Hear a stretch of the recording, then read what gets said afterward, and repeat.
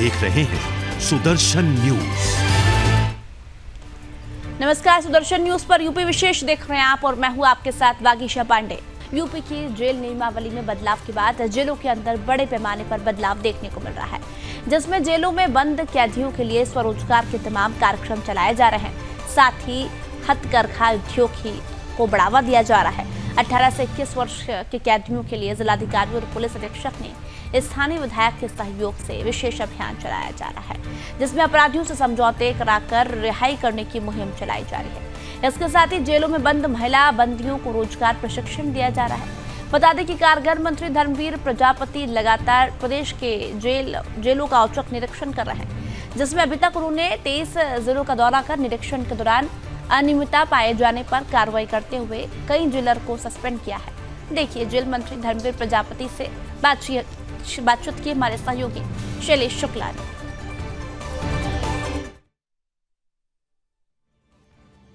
उत्तर प्रदेश सरकार के कारागार एवं होमगार्ड मंत्री धर्मवीर प्रजापति जी हमारे साथ हैं। हम उनसे बातचीत करेंगे और जानेंगे कि जेल में इस समय क्या परिवर्तन चल रहा है। देखिए, मैनुअल तो अभी हुआ है, सब लोग जिलों में अब पहुंचा है। अब जेल अधीक्षक पढ़ेंगे और उसे आगे बढ़ाएंगे। लेकिन जेल मेलों में जो चीज़ें हम लोग लाए हैं वो हम पहले से काम कराना हमने शुरू कर दिया है। जैसे अब जेल मेलों में कौशल विकास लाए हैं, हम एमई से साथ बैठ बात करके ट्रेनिंग हम लोग पहले से करा रहे हैं। बच्चों की पढ़ाई लिखाई की व्यवस्था हम पहले से करा रहे हैं। बहुत कुछ बदलाव देखने को मिल रहा है। आप जाएंगे तो जेल में ऐसे लगता है जैसे पार्क में घूमने आए हैं। कैदियों के द्वारा पूरी दीवारों की पेंटिंग बहुत अच्छा, उनकी मनोदशा बदलने के लिए बहुत कुछ प्रयोग और बदलाव हो रहे हैं।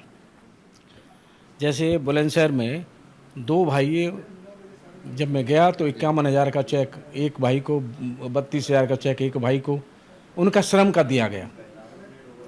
जब काम करेंगे तो आपस में चर्चा नहीं करेंगे, नहीं बैरक में बंद होने के बाद में वही चर्चा है, तूने ये किया मैंने ये किया। इस चर्चा से बचेंगे, काम में रहेंगे तो विकृति मानसिकता उनकी खत्म हो जाएगी। जेलों में बंद 18 से 21 वर्ष तक के कैदियों के लिए किस तरह के आप स्वरोजगार कार्यक्रम चला रहे हैं? और उनका ये भी कहना है कि जो जेलों में बंद कैदी हैं उनको तमाम गीता और रामायण के माध्यम से प्रार्थनाएं भी कराई जाती है। शैलेश शुक्ला, सुदर्शन न्यूज, लखनऊ। और यूपी के सीतापुर में लोक निर्माण विभाग मंत्री जितिन प्रसाद 2 दिवसीय दौरे पर पहुंचे। इसी दौरान उन्होंने राज्य मंत्री कपिल देव अग्रवाल और मयंकेश्वर शरण सिंह के साथ मिलकर संयुक्त रूप से नैमिषारण्य धाम में चल रहे कार्यों और आगे की कार्य योजना को लेकर बैठक के दौरान नैमिषारण्य चक्र तीर्थ के जल को स्वच्छ और परिसर को आकर्षक बनाने के साथ ही द्वारकाधीश मंदिरों का पर्यटन विकास, डगरहा बाबा धाम में सत्संग भवन का निर्माण किया।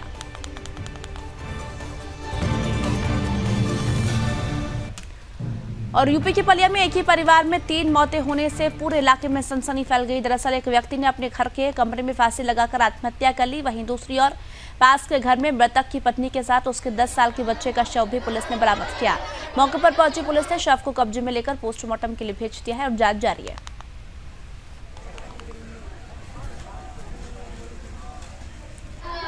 यूपी के मुजफ्फरनगर में 3 दिवसीय जहारवीर गोगा मेडी मेले का आयोजन किया गया है, जहां इस धार्मिक कार्यक्रम में देश के अन्य कई राज्यों से श्रद्धालु यहां आते हैं। लेकिन इस बार आने वाले भक्तों ने कड़ी नाराजगी जताई है। भक्तों का कहना है कि मंदिर के आसपास की सभी सड़कें टूटी पड़ी है, जहां नालियों का गंदा पानी भरा हुआ है, जिसके बाद लोगों ने प्रधान द्वारा इस धार्मिक स्थान की देखरेख नहीं करने पर दूर दराज से आए भक्तों ने ग्राम प्रधान को खरी खोटी सुनाई। साथ ही कुछ लोगों ने ग्राम प्रधान के विकास कार्यों की उच्च स्तरीय जांच व संपत्ति की जांच कराने तक की भी मांग उठाई है।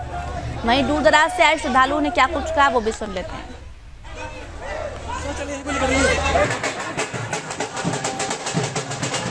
व्यवस्था, प्रशासनिक व्यवस्था देखें तो बहुत ज़्यादा, अब की बार बहुत ज़्यादा मदद मिल रही है लोगों को। लेकिन यहाँ के गांव की सड़कों की स्थिति और नालियों की स्थिति देखें, अभी देख रहे हैं पीछे महिलाएं बार बार नाली में पैर फिसल गिर रही है। बहुत सारी महिलाएं यहाँ के राष्ट्रीय तो बहुत ज़्यादा परेशान है। मेरा निवेदन है गांव प्रधान से भी और यहाँ के क्षेत्र अधिकारी से भी कि 250-300 किलोमीटर बैठता है यहाँ से फरीदाबाद, और जिस मुसीबत से आया है, देखो इस गांव में आया, बहुत मान्यता है इस मंदिर की, जहारवीर गोगा मेडी की मंदिर। इसलिए जैसे कि हम आए हैं इस गाँव में, बिल्कुल भी रोड सही नहीं है, पानी भर रहा है, बच्चे परेशान है, सब पब्लिक परेशान है। इस गाँव की जो सड़कें हैं उसका निर्माण होना चाहिए, क्योंकि और यूपी के बलिया में अंतर्राष्ट्रीय ख्याति प्राप्त दुधवा नेशनल पार्क में वन्य प्रेमियों के लिए एक दुखद खबर आई है, जहां एक मादा शिशु हथनी की मौत हो गई।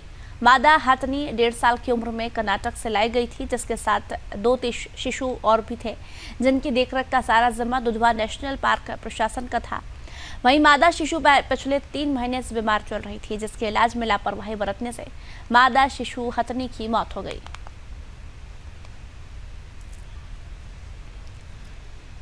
और यूपी के मेरठ में एशिया के सबसे बड़े वाहन कटान सोतीगंज में कबाड़ियों ने चोरी के वाहन काटने का नया ठिकाना ढूंढ लिया है।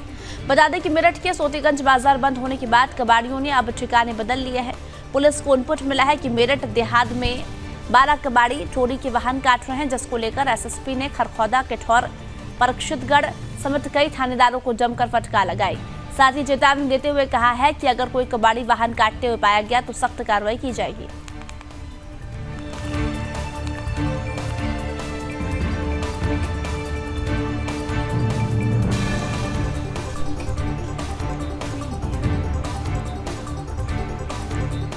तरीके से बंद करा दिया गया था। बावजूद उसके अभी भी कुछ कबाड़ी ऐसे हैं जो देहात क्षेत्रों के अंदर उसको कर रहे हैं। इस वक्त हमारे साथ यहाँ पर बात करने के लिए मौजूद हैं पीयूष सिंह जी, एसपी सिटी। उनसे बात करते हैं कि आखिर वो किस तरीके से इसको देखते हैं। देखिए, जैसा आपने बताया कि सोतीगंज का एक अपना पुराना इतिहास रहा है। पिछले गवर्नमेंट की सख्ती के कारण और यहाँ उप तैनात अधिकारियों के सख्त रवैये के कारण इस मार्केट को पूरी तरीके से बंद करा दिया गया है। जो सिंडिकेट यहाँ पे काम कर रहा था वो इस समय क्रियाशील नहीं है।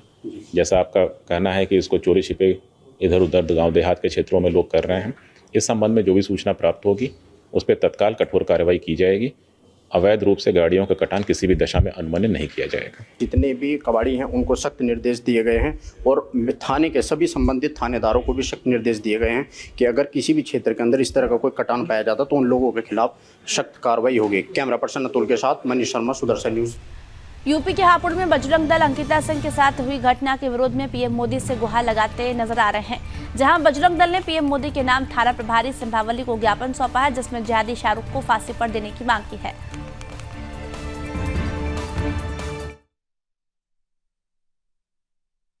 झारखंड में हमारी बहन अंकिता सिंह के साथ में एक जिहादी शाहरुख द्वारा किए गए निंदनीय घटना के विरोध में आज हमने प्रधानमंत्री जी के नाम संबोधन एक ज्ञापन सौंपा थाना संभावली में, और जो भी उसमें दोषी थे उनके लिए फांसी की सज़ा सुनाई जाए, ये हमने मांग ज्ञापन के माध्यम से की है।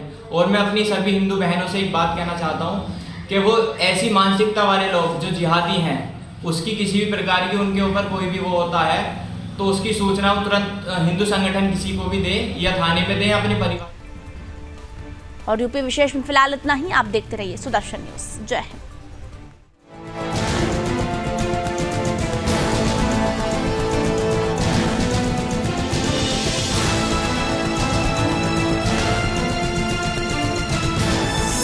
आप देख रहे हैं सुदर्शन न्यूज़।